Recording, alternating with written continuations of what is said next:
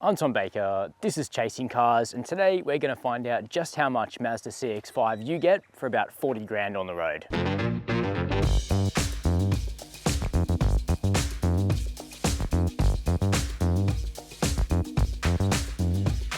The Mazda CX-5 is one of the most popular family SUVs on the Australian market. In fact, for many years, it was the #1 vehicle sold in Australia. And that really differs to how the CX-5 performs in much of the rest of the world, where it runs as, middle of the pack in many other countries. But this is an Australian favourite. And today we're going to find out exactly why this car attunes so well to local tastes. While we've done many Chasing Cars reviews on the Mazda CX-5, we actually haven't looked at a Maxx Sport, which is a bit of a sweet spot towards the bottom of the range. I mentioned it's around 40 grand on the road for this 2-litre front-wheel drive petrol, but you can also option the 2.5-litre petrol with all-wheel drive or an excellent 2.2-litre twin-turbo diesel, all at this Maxx Sport end of the range. The car also wears sensible 17-inch alloys and chunky tyres, giving it the best ride quality of any CX-5. Now, those 17-inch wheels do look a bit dowdier than the 19s that you get on the upper spec models in the CX-5 lineup, but they do give this car real comfort around town. And I think dressed up in this pleasant snowflake white pearl colour, and just with the general appearance of the CX-5, it doesn't look down market. And that's despite the fact that it's actually quite a bit cheaper at this level than a base model Volkswagen Tiguan or something like a Peugeot 3008. Now, jumping into the interior of the CX-5 Maxx Sport, you do see where this car differs from some of the higher end models. We have cloth seats for a start, but the good thing is it's really nice cloth actually. It feels premium, it's supportive, and in a hot summer here in Australia, these seats are not going to heat up. Of course, they're not quite as family friendly as leather, they're not going to wipe clean as easy. But if you have tidy children or no children, then you won't have an issue with these cloth seats. Now, they're manually adjustable, but the driving position in the CX-5 is acceptable, and you can get this lovely leather steering wheel into a comfortable position as well. Now, there is one model beneath the Maxx Sport in the CX-5 lineup, but it misses out on things like satellite navigation and dual zone climate, and those things are good to have. You get them at this level. Now, unfortunately, when the CX-5 range was updated last year, the lower end variants, including this Maxx Sport, missed out on the all-new software that you get on the top spec cars, which comes from the Mazda 3 and the CX-30. So we have the older style software here on the Maxx Sport, but the screen itself is bigger, a little bit crisper, and it works just fine. Plus we have wired Apple CarPlay and Android Auto, but it is worth mentioning that if you go for a GT or an Akera, you get better infotainment. Now, we also don't have a heads-up display at the Maxx Sport level, and that means we don't have a digital speedo, which is a real oddity in this segment and a bit of a problem in a country that has so many speed cameras. At least we have clear and crisp analog gauges. We do have a digital segment for your trip computer functions, but that's about it. You can't see your audio or a map in that screen. You've got to rely on doing everything through the center screen. However, the materials used in the CX-5 are all pretty good. We have this faux leather lining up here on the doors, stitched, and on the dash, though in the Maxx Sport you don't get the softer pads for your knees that you get on the GT and the Akera. However, good leather on the wheel, paddle shifters, leather gear shifter for the automatic, armrest between the seats, decent sized cup holders, a tray ahead of the shifter, and big door bins complete the package here. Plus, the switch gear is all nicely weighted and even knurled on the climate controls, all of which elevates this car out of that sort of mid-30s list price range into something that feels a little bit more premium. Let's check out the back seats next. The current generation CX-5 is coming up on 5 years of age, but it was designed properly from the start for family use, starting with the fact that the back doors open to 80-85 degrees, which means it's going to be nice and easy to fit a child seat back here, particularly as the ISOFIX ports are exposed and there's no clips or anything to lose, they're just right there. Now, the rear bench itself is comfortable and supportive and the view out is good, but this certainly isn't the biggest car in the midsize SUV class, and the packaging isn't as good as some cars like the Tiguan or the Skoda Kodiaq, which is our benchmark midsize SUV. However, for adults, it's totally fine back here, so kids are certainly going to fit. For myself, it's 6 foot behind my own driving position. You can see I've got enough leg room. Tow room's excellent, heaps of that. And headroom is absolutely massive in this car, even if you opt for a trim with a sunroof, there's going to be more than enough space. Plus, air vents are standard, excellent in a hot country like Australia. There's a map pocket on each of the front seat backs. There's a flip down armrest with 2 cup holders and some storage here with 2 fast charging USB ports, which is great for kids on a road trip. And all those soft materials continue in the back. Now that feature is really rare in the midsize SUV segment.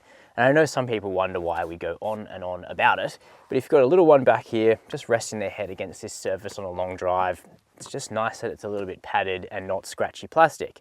It also doesn't catch the light, it doesn't reverberate sounds, so that's why we go on about the softer and more plush materials. Plus, my legs are supported here. You could get someone in the middle if you really needed to. The hump in the floor isn't too bad, but it's really better to think of the CX-5 as a 4-seater car most of the time. Of course, Mazda can sell you the CX-8 and CX-9 large SUVs if you need a little bit more space. Moving around here to the back of the CX-5, it's still a pretty good looking shape in the midsize SUV segment. If you ask me, the snowflake white pearl is a handsome color, but Mazda do offer a really good range of colors on the CX-5, Soul Red Crystal. A lot of people have gone that way, but there are other interesting colors like Deep Crystal Blue or Machine Gray or Titanium Flash Brown, which is actually my personal favorite. Anyway, the Maxx Sport has a manual tailgate, but it opens up nice and easily to reveal 442 litres of space. And if you've watched our top 5 SUVs in the midsize class video, you'll know that this is one of the smaller boots in the segment, but it's still big enough to get the 3 chasing cars suitcases in without a problem. Now, it's a fairly square space. We do have levers here to drop the rear seats down automatically. We've got a cargo blind, and you know, the load height isn't too high. Plus, underneath this boot floor, we have a space saver spare as well. Closing the boot, pretty easy, hydraulically assisted, but you will want to go for a model with one of the automatic tailgates if you have a habit of carrying heavy stuff and you just need a little bit of extra help from the car. But as it sits, it's totally fine. Just before we jump in and take the 2-litre Maxx Sport out for a drive, let's chat about how much it costs to run a CX-5 like this. First up, insurance. In the last 12 months, the median budget direct customer spent $970 to insure a new Mazda CX-5. Of course, everybody's situation varies and your premium will vary based on things insurers take into account, like where you live, how you garage the car, who drives the car, your driving history, etc. Servicing is done every year or 10,000 kilometers, whichever comes first, and that distance interval is a little low. Most other rivals in this segment let you go 15,000 Ks between annual services. But either way, the first 5 services for the CX-5 total $1,715, which is pretty competitive for this segment, as long as you take into account that lower distance limit on the maintenance. The warranty on the car is 5 years with unlimited kilometers, and in terms of fuel consumption, the 2-litre engine isn't too bad as long as you're not flogging it all the time. A result of around 9 litres per 100 kilometers is realistic. You can run the car on the cheapest petrol, but it responds well to 95 octane because of the high compression ratio of this particular motor. You can also option the 2.2 litre twin turbo diesel, which is particularly frugal, but it costs about $6,000 more to buy the diesel in the first place. So, equipped as a Maxx Sport with the 2-litre petrol engine, what is the Mazda CX-5 like to drive?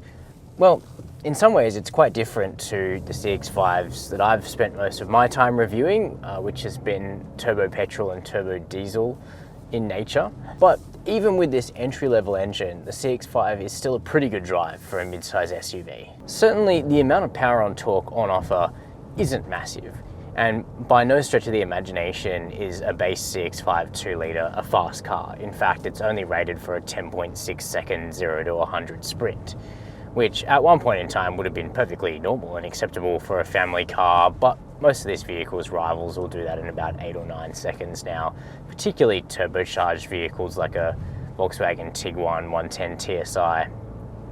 But still, the way that the CX-5's 2-litre engine delivers its power, and particularly the pairing that is made with the excellent 6-speed torque converter automatic gearbox, means that this car is much more drivable than its numbers on paper would suggest. So what are those numbers? Well, the 2-litre Skyactiv G engine used in this car makes 115 kilowatts of power and 200 newton meters of torque.